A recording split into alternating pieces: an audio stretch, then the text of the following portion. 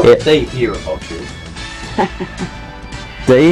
That was a long story, because the girl that actually the person that does our website used to work in the office. She was my supervisor, head bookkeeper, and they had emailed down to some racetracks, and they wanted some big rigs to go up for their race. Oh, okay. They wanted a Canadian-American race. Yeah. So it was through New England Drag. Yeah. Yeah. And Ann says, Yeah.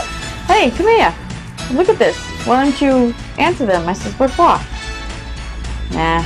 So time went on, and they got another email from, to find out again if there was anybody that was interested. And this was for Labor Day weekend. We said, "Fine, okay, I'll answer them." And I emailed them back, and all information about the truck, whatever. They emailed me back on my computer in the office and wanted to meet us. Well, at that time, that year, there was 2 truck national days down here, one in May and one original one was in September. So the one in May, we weren't going to be here because we were going to go down to Gardner, Mass, to Pete's Tire Barn to have tires put on the truck on Saturday, because Sunday we had a show at the food pantry at Salvador's Auto Group. Well, I tried to explain to them that we weren't going to be here, and, well, can we come down early to meet you before you leave? I said, yeah, but we got to leave early enough because they close at noontime, and yada yada, all this, the tires are going to be put on, and give us directions to Gardner. I'm going, what? Okay. 100 miles. So I gave them the directions to Gardner, and that weekend it rained. It poured.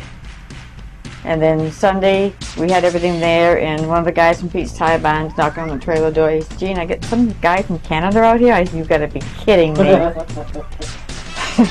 They went in, and the interpreter introduced himself, and to Benoit and himself, and Pierre was his name, and they showed us the video what they do up there, and they talked, and all I could understand was Monsieur Bob and Madame Jeanne. But that's how it started, and we shook hands, handshake, and he said, "See, this was in May, see you in September." And we explained to him about the propane, if we could have electricity hookup and all that, and they said, "Fine, fine, fine," and that was it. Yep. But I mean, that's basically how it started, just by an email. Well, You've only been up there once? twice. This is the second time. So like in 05 and 06. Yeah. This is And we'll go again next year. Backing up a little bit, I told him I had a thing in my mind. I says, if you guys can provide me a Canadian flag, I will put Canadian American flag in the back. Okay. And that's how that ended up on there.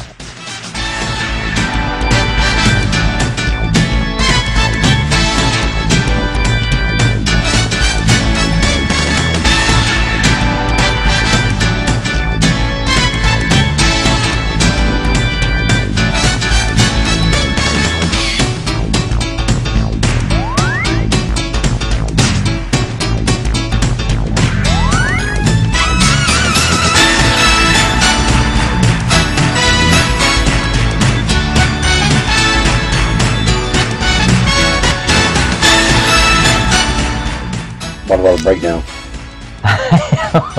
One.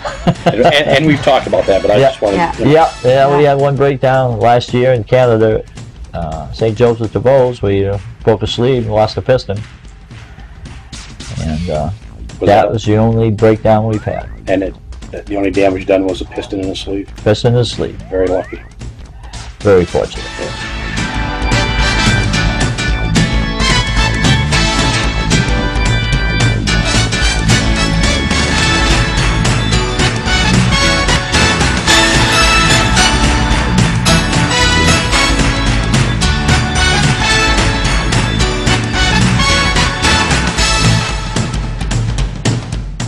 What was the most interesting show or event you ever did? Something that was unique to it, that's never happened to you or you've never seen at any of the other shows you've been to? Wow. Is there anything that stands out?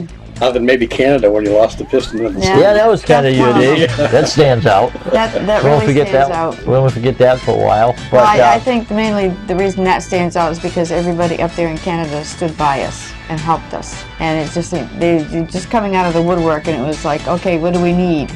And it's, you get the little Frenchman regime going, you do this, you do this, you do this, let's go. We got a show to put on. And nobody questions anything.